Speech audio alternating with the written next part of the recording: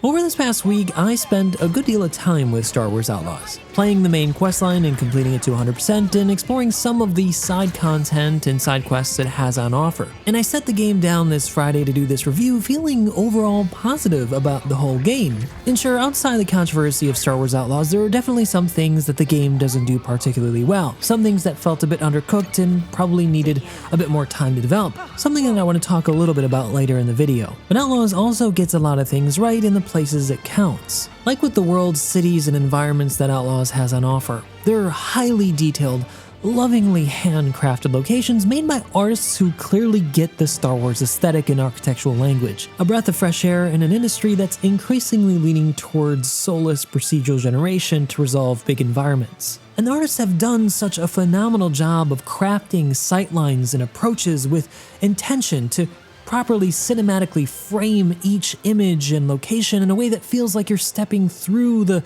silver screen and into the movie itself. For example, the artists and writers made a very intentional choice on our first visit to Tatooine in the story to land not at Mos Eisley, but instead at a faraway, small, rundown town. I'm not going to spoil the story here, but this eventually leads us to driving up on our speeder, approaching Mos Eisley from afar, like was done in the original movie A New Hope, as Obi-Wan approaches with Luke and comments, "There's never been a more wretched hive of scum and villainy." You get that moment in the game and have a full appreciation for just the scale of the environment that they've made. Tatooine is huge. It's not a full planet, but it's crafted in such a way that the borders are never at the forefront of your mind. It just feels like you're on Tatooine. It feels like you're in the movie. But the success of its execution lies not just in the static environment, but how well they've crafted the living part of it as well. On approach to these locations like Mos Eisley, you'll notice speeders coming and going on their business, or people going about their business on farms or little settlements along the way. In the distance, you might spot banthas roaming about and other wildlife, and as you approach the city itself, you'll note the different sized ships coming and going from the bustling port of Mos Eisley. And as the city builds up around you on approach, you'll begin to notice the increase of foot traffic and the population as they go about their business, hawking their wares, or being oppressed by the local Imperial garrison. All the while, a new track begins to play that fits the environment perfectly, that feels distinctly Star Wars. But it's more than just aesthetic and good set dressing. There's also a good deal of environmental storytelling that leads to meaningful things. Paying attention to an unusual door or dark alleyway may lead you to a new treasure or a new location or new side quest. Or even just listening in on some conversations on the street may lead you to a whole new side quest as well, or tell you a bit about the backstory of what's going on in the environment at present for the whole storyline of the game. And this level of detail is carried down through to the 3 other locations available, like the Savannah Moon of Tushara, or the lush rainforest planet of Akiva, or the frozen streets of Kijimi. But I don't want to mislead you here because they're not all the same size. Of the 4 planets we can regularly visit, Tatooine is easily the largest explorable location, followed closely by Tushara, then Akiva, and finally Kijimi, which just turns out to be a city, and that's it. But it's important to remember that Outlaws isn't just a game about ground locations. What a location lacks in ground area to explore is made up for in Spacescape, complete with derelict wrecks, combat encounters, nebula, and even explorable space stations owned by various factions in the game. All told, there's definitely tens of hours or even over 100 hours worth of exploration and side questing that can be done just given how big these locations are. But it's important to set your expectations correctly. This is not Red Dead Redemption in Star Wars. It's not that level of uniform complexity. But they do a great job of not drawing your attention to those borders, and unlike games like Starfield, they've done a great job of properly spacing points of interest so it never feels like it's too boring when you're traveling across these vast distances. Honestly, if it weren't for having to put this review out this weekend, or not at all, I would still be exploring right now. But it wasn't just the environments that I liked about Outlaws. The story too was something that I thought was pretty well done. Independent of what I might think of the look of the character Kay Vess, the story and characters earned my engagement and emotional investment. I distinctly recalled the moment of realization that I cared when I was ready to end scores of Hutts due to something that happened to another character. And that's all I'm going to say about that because I don't want to ruin anything if you guys plan on playing this. But to give you guys an elevator pitch of the story just in general, it's based around a character called Kay Vess Jess and her little klepto cat Nyx, who take on a questionable job out of desperation at the start of the story that ends up putting her in the crossfire between two warring factions in the underworld. While she escapes with her life, she leaves with a death mark issued by a new faction called Zerk, which basically means that she's got a death sentence until she's able to clear it.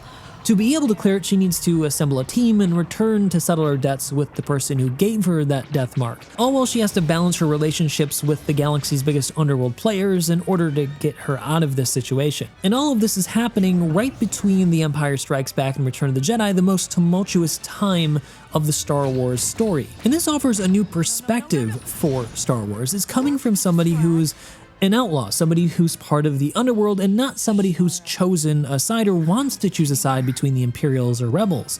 The writers didn't fall into the trap of making yet another neutral character become a rebel. You'll interact with both sides, yes, and Kay will help either side, yes, but she never openly chooses either. In fact, there's a great line in the story in one interaction with the rebellion where one rebel character says to her that they could really use her in the rebellion, to which she replies that she doesn't like the idea of being used. Outlaws casts the rebellion in a very different light than the original trilogy, one that shows that sometimes their actions can have unintended consequences for innocent people, that they can cause collateral damage and even make selfish choices that doesn't help the people they intend. But before you start to think that they're doing the same for the Imperials, unfortunately, they still portray them as comically evil in some cases to the detriment of the story, but this is a critique not of Outlaws, but of the way that Star Wars has been handling the Empire as of late. The scariest version of the Empire to me isn't the one that twirls its mustache and blatantly says and does evil things, but is instead the one that's more insidious, the one that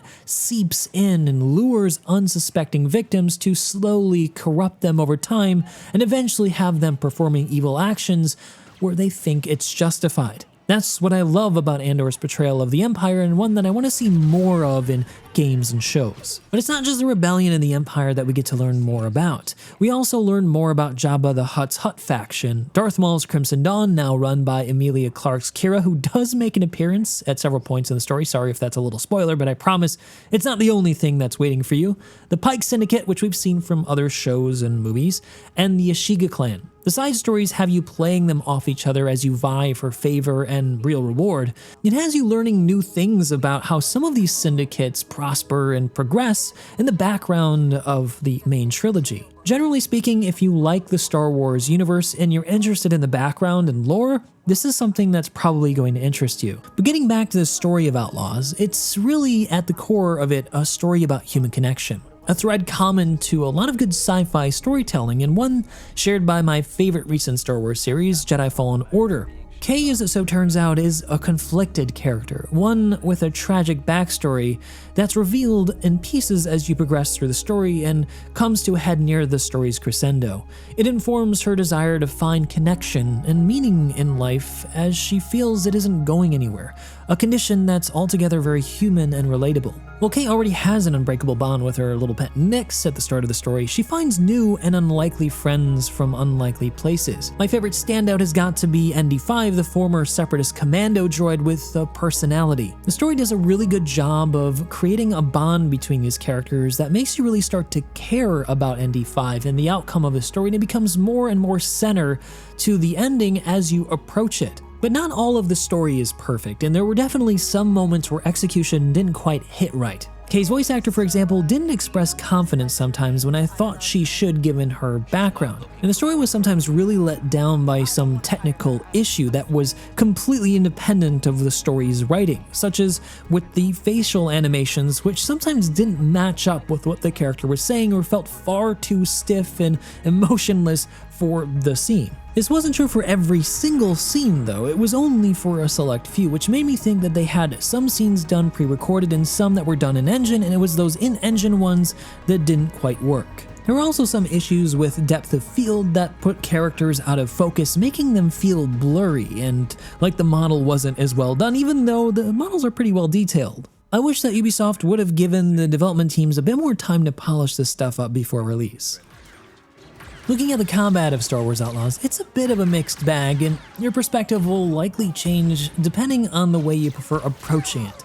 Kay isn't a superhero with force powers. She's just a regular person with a blaster, and that means that she can only take so many shots before she goes down. In fact, there are even some enemies that can one-shot her, like snipers and multi-grenade launcher heavies. While you can brute force missions and fight your way through the hordes of enemies that spawn, the game seems to reward you more by first scoping out a location and strategizing on the best and most efficient approach. Approaching with this strategy yielded me at least a faster completion rate, more loot, and overall a more rewarding experience. While Kay's blaster is great and comes in handy later as you upgrade it and get more skills, leveraging Nyx to distract and pickpocket while carefully taking down enemies out of sight of cameras and other foes always felt the most exciting.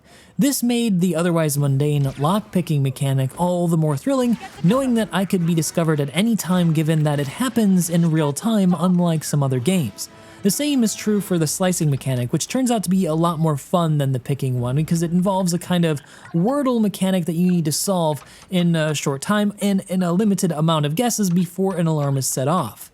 I also like that different enemies require different strategies to perform stealth takedowns on. For example, taking down pairs of enemies require careful timing with Nyx, using him to blind an enemy while you take down their distracted companion and then turn on them to take them down before they alert anyone else. Elite heavily armored foes also require a two-step process of stunning then shocking with a taser ability that you'll get after progressing through some of the skill trees and contacts you meet through the story. It's a bit of a strange choice though because there are some mobs you might expect to be harder to take down, like stormtroopers who are wearing helmets. Clearly this was a design decision, probably centering around the fact that it would have made early game a lot more difficult. That's why I can't emphasize enough that you shouldn't skip the side quests to meet all the skill giver contacts available in Outlaws. You'll be missing out on a lot of fun and interesting mechanics, including one that enables you to use heavier weapons like this rotary blaster. But combat isn't completely free of issues. While the AI can be challenging at times when stealthing through locations, investigating areas where they last spotted you, and calling other friends around the area to come help investigate, they can sometimes get hung up on edge case scenarios like using grass. They also can sometimes have pathfinding issues, especially where vehicles are concerned, and I also encountered multiple occasions where AI would spawn from a single point and then fan out in a way that broke immersion quite a bit. These problems were rare though, and I actually don't have very much footage of these through the 25 hours I recorded on my hard drive. I also was a little disappointed that Kay was unable to pick up any additional weapons aside from her blaster. While you can use a variety of different weapons, including some cool heavies later on, you're unable to keep or reload them. I would have liked to see Kay be able to sling the weapon over her shoulder and take it on to the next job, but I guess that probably would have required a bit more development and time to consider how skills would affect each weapon. Some other standout strange design choices include a quick-time minigame surrounding acquiring more Nyx treats, which is effectively an equipable item that augments the way Nyx works. The interaction between Nyx and Kay were cute, but the minigame felt wholly unnecessary and at times even cringeworthy. Another strange choice was Kay's inability to swim in order to push a Metroidvania-style speeder mod that unlocks other parts of Akiva's lakeside area. This probably could have used a little bit more thought, maybe by having an animation that shows that Kay can't swim, instead of just having her drop like a rock through the water in a way that actually made me laugh the first time I saw it. Space combat, on the other hand, was a bit more arcade-like than the ground combat, with airplane-esque flight mechanics akin to other Star Wars games you might have played before, like Star Wars Squadrons. But it's not as deep as Squadrons, so I don't want to mislead you here. It's not a demerit, it's still a fun experience, it's just not super deep. I still enjoyed exploring the spacescapes and engaging in some combat, but I more so enjoyed the ground side of Star Wars Outlaws than the space side, even though there's a lot of things to see. Another thing that was a bit of a mixed bag was the faction system. Like I talked about earlier in the video, Kay deals with several different underground factions that you'll know from the movies and series that you may have watched. It's a major mechanic in Outlaws and affects something called reputation, which has 5 major states: very bad, bad, poor, good, and excellent. Being in poor standing means not having access to faction-controlled sections of cities, planets, and even space sectors, without the owning faction actively shooting you for trespassing you and further dropping your reputation with them. Being in bad standing will also have a negative effect on your ability to purchase rare and better items, so you'll be encouraged to continue to try to get better missions to increase your standing with each faction, maintaining at least a good standing so you can access different areas. Getting into bad or really bad standing will also result in them actively hunting you with hunter-killer squads, which could be fun from some perspective, but a little bit troublesome from others. These mechanics then are actually pretty well done. I actually was carefully considering each contract I took to make sure that it wouldn't put me in bad with one that I was having issues with. The problem though is that in the end, these relationships don't seem to have any meaningful impact on the outcome of the story. Throughout the main and side quests, you're repeatedly reminded that each faction has an interest in taking territory from others, and how the job you've taken will play a role in a faction gaining or losing ground. Yet this never tangibly happens in the world. While actions have impact on affinity, faction borders never seem to fluctuate or change, leaving me feel like my impact on the world wasn't that meaningful at the end of the story. But it's at this point I would have typically cut straight to my rating and recommendations of Outlaws, but given the controversy surrounding the game, there's no way I can avoid addressing it, especially since my video doesn't subscribe to the popular narrative that Outlaws is bad. I'll be brief then and to the point. I was not, for this video or any previous video, flown out to Disney for a VIP tour and private dinner prior to or after reviewing Outlaws, nor was I approached by a third-party, marketing company, or Ubisoft themselves and required to submit this or any other video for approval prior to posting. I was not paid directly or indirectly via contract or handshake agreement in any way for this review or any other review of Outlaws. What I was given was access to a remote 4-hour session a few weeks early to try out Outlaws, and then again a key last Friday to get a head start on reviewing the game. While access definitely can be perceived as a form of payment, I really couldn't care less if the opinion I share in this video bars me from any further early reviews. I'm here to do right by you guys, my cherished viewers, and I hope Ubisoft can just respect and see the value in honest and relatively unbiased reviews, but who knows? I guess we'll see after this video is posted. With that out of the way, at risk of angering some people and despite some of the rough edges on release, I actually liked Star Wars Outlaws, and I already want to go back for some more. I think IGN was right, it's a solid 7 out of 10 game. It's not bad, but it's not perfect. I'm actually planning on buying the additional content that comes out with my own money, even if nobody cares to watch any further videos I put out on it. So yeah, if you're a Star Wars fan and the story as I described generally appeals to you, I'd recommend checking it out. And I'd even recommend checking out if the IP is new to you. If you do decide to jump in though, I'd highly recommend you take your time exploring and doing the side quests, as they're part of the character development for the ensemble cast of Outlaws. Beelining for the main quests will result in some beats not really hitting as hard or being as meaningful as they otherwise would be, and you'd be doing yourself a disservice not to try to get the most out of an already expensive game that starts at $70. That said, you could always get the 1-month subscription to Ubisoft Plus and get the game much cheaper, but I always forget to cancel those subs, so I know that I would personally accidentally keep spending more money. I'd recommend also paying close attention to the system requirements to get the most out of the experience. The game has ray tracing support on full settings that will make most systems chug. I'm running on a 7950 X3D paired with a 4090, so my performance and visuals may not be what you experience, especially if you're playing on console. I'd recommend then FSR or DLSS 3.5 if your GPU supports it, and if you want to run at a higher resolution and at higher settings. If you do have a 21:9 ultra-wide screen like I do, your experience will also, in my opinion, be a lot better, as a lot of the scenes and even shots that they show in the game frame are better experienced in ultra-wide, that cinematic aspect ratio.